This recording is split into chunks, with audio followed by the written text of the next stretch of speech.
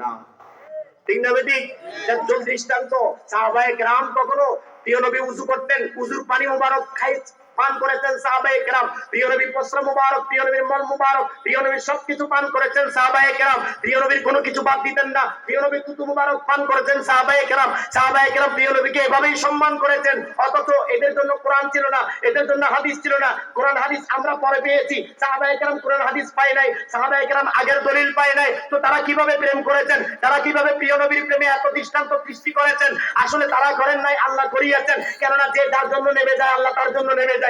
তারা প্রেম করেছেন, তাই আল্লাহ তাদেরকে আদব শিক্ষা দিয়েছেন, আল্লাহ তাদেরকে ভিতরে প্রেম ঢুকিয়ে দিয়েছেন। কিভাবে প্রেম করলে আল্লাহ খুশি, রাসূল খুশি, সেটা তারা করে দেখিয়েছেন। হুজুর পানি পান করার শিক্ষা পৃথিবীতে আর কেউ আগে আগে পরে করে নাই, একমাত্র সাহাবায়ে কেরাম করেছেন। ঠিক না বেঠিক? কে শিখালেন? প্রেম হৃদয়টা প্রিয় নবীর জন্য, সেজন্য আল্লাহ শিখালেন। খেয়াল করবেন, আমরা শিখার জন্য কোরআন হাদিস কত দলিল, কত দলিল। প্রিয় নবীকে ভালোবাসবো কি বাসবো না, এটা নিয়ে এখন দলিল বের হয়েছে। নাউজুবিল্লাহ বলেন। এখন আপনি যদি বলেন আমি আমার মাকে ভালোবাসি কি বাসি না, এটা কি প্রশ্ন? বলেন। মাশাআল্লাহ, আসতেছেন না?